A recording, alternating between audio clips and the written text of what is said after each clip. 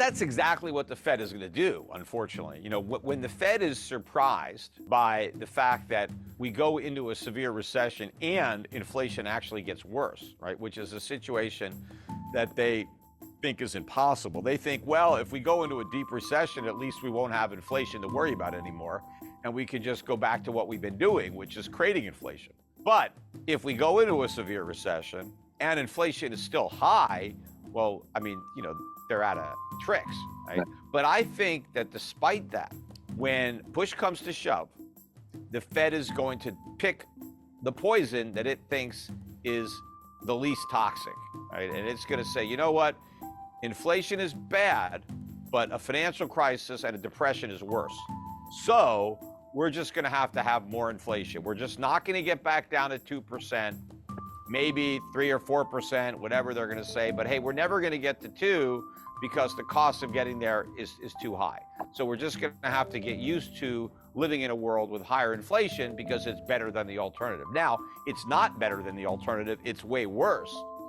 But the Fed and the government won't know that. And even if they do know that, all they really care about is the short run.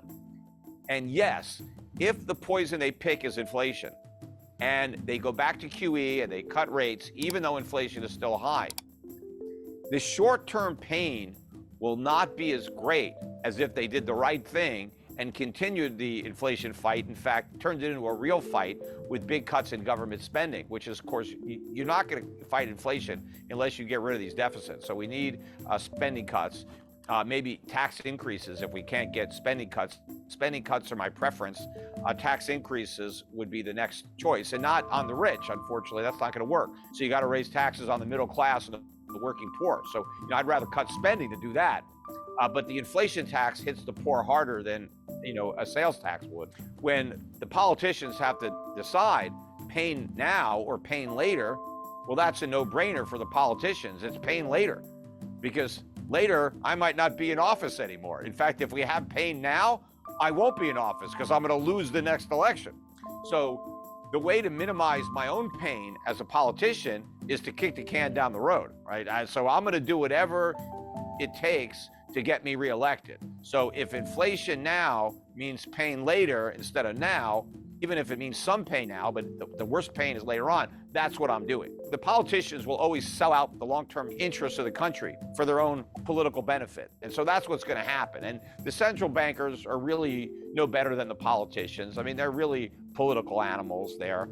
And they're going to make the same choice. They're going to choose pain later because, as far as Powell is concerned, hey, I'm just going to finish out my term and it's somebody else's problem, right? Don't blame me, right? I don't want to be the one that gets blamed for all this pain.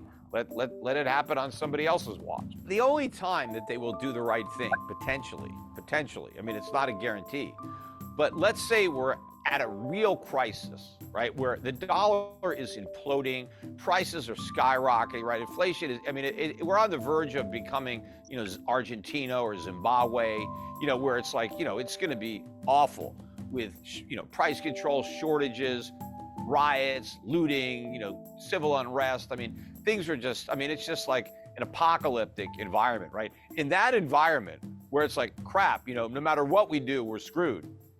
Maybe then they'll do the right thing. It's like but they're going to exhaust all the other possibilities. They would have done everything they could possibly do wrong. And then it's that, okay, no matter what we do, we're screwed.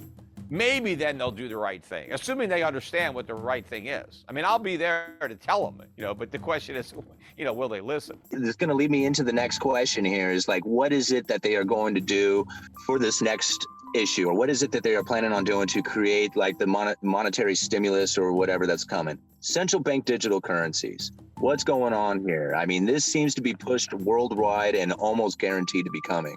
Yeah, but that's more an element of government control than monetary policy, although it may make it easier for governments to inflate the money supply and to try to target their so-called stimulus. Because, sometimes they get frustrated. They send people stimulus checks and they don't necessarily spend the money. Oh my God, maybe they save it. And so what they could do is say, hey, instead of stimulus checks, we're going to give you some digital money with an expiration date. So here's your, we're going to load up your wallet and you got 24 hours to spend it or you lose it, right? Everybody's like, but then they might say, okay, you can spend it, but here's the only places that it's good, right? I don't know. They might try to micromanage. Oh, you can't use your money to buy a gun. You can spend it at Walmart or whatever. I don't know. But I mean, the part that I don't like about government issued, digital currency, as long as they don't eliminate cash, right, then it's not as big a deal. But they want to eliminate cash. That's what their goal is to get rid of all the bills. So you have no alternative but that digital currency. And the reason I don't want to live in a world where you're stuck using a digital currency for every transaction you make, and there's no way to transact in private, is that the government knows every single thing you spend money on. And that can give governments a lot of information about you, even if you're not spending the money illegally. For the government to know everything that you like, every cause that you support, everything that you do, they can create a profile of you, and potentially that they could use that profile in ways that could be harmful to you. And a lot of the things that you're doing today with your money may be legal, but what if they're illegal in the future? Because people just assume that governments are benevolent and they're good, but they tend to get very corrupt and get very evil. And a lot of times the governments become the bad guys and the resistance is the good guy. And how do you overturn a corrupt government? Well, it's a lot more difficult if that corrupt government knows every single thing you're doing and can see all the places that you're spending your money. And they can crack down on anybody that becomes part of a resistance. And once the government knows that it's harder for the people to resist tyranny, well, they're more likely to become tyrannical. So it becomes a self-perpetuating prophecy. Lord Acton said, power corrupts, absolute power corrupts absolutely. And so the more power you give government, the more corrupt government becomes. So you always want to be vigilant when it comes to government. You don't want to give up your liberties just because, you'll get some extra safety. And because what the politicians are going to say is, oh, if we just eliminate cash, we'll make it harder for the drug dealers and the terrorists and the money launderers. And maybe that's true. But you know what we're going to lose a lot of our individual rights and freedom. And it's just not worth the trade-off. And from my perspective, being in the financial service industry, I already see through this charade. All of the anti-money laundering that we have now, the laws on the books, all that stuff, yes, they say it's here because of terrorists and drug dealers and criminals, but that's just for the public to get them to approve the laws. The one goal that all these governments have in mind, the criminals that they really want to catch, are the people not paying their taxes. That's really what they're going after, right? They want the tax money. And so they think that if they eliminate the cash economy, then they're going to collect more taxes. Because there's still a lot of people today that do some work under the table, get paid in cash. That's who the government is going after, not the drug dealers, right?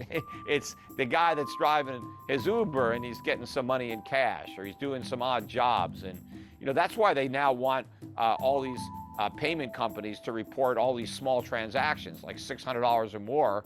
They want all these transactions reported. Why? Because people were having income and they weren't paying taxes. And yeah, I guess a lot of these people are breaking the law, but a lot of people are in a situation where if they don't break the law, they don't eat. There are some people that, hey, this is what I've got to do to make ends meet, because if I paid taxes, I couldn't earn enough money after taxes to cover my expenses. So the only way I could do it is to not pay the tax. And I'd rather have somebody working and not paying taxes than just sitting on welfare. Because that at least they're productive, at least they're providing goods and services. And when the government says we need all these IRS agents to go after the rich, that's a lie. They're not going to go after the rich. They're going to go after the middle class. They're going to go after the small business owners. Those are the ones that are cheating. The rich don't have to cheat. They have loopholes to reduce their taxes. The average guy doesn't have a loophole. So his loophole is, well, I'm going to make some money on the side and I'm not going to report it, right? Or I'm going to exaggerate some of my deductions. But you know, the minute you eliminate cash, they crack down on the underground economy.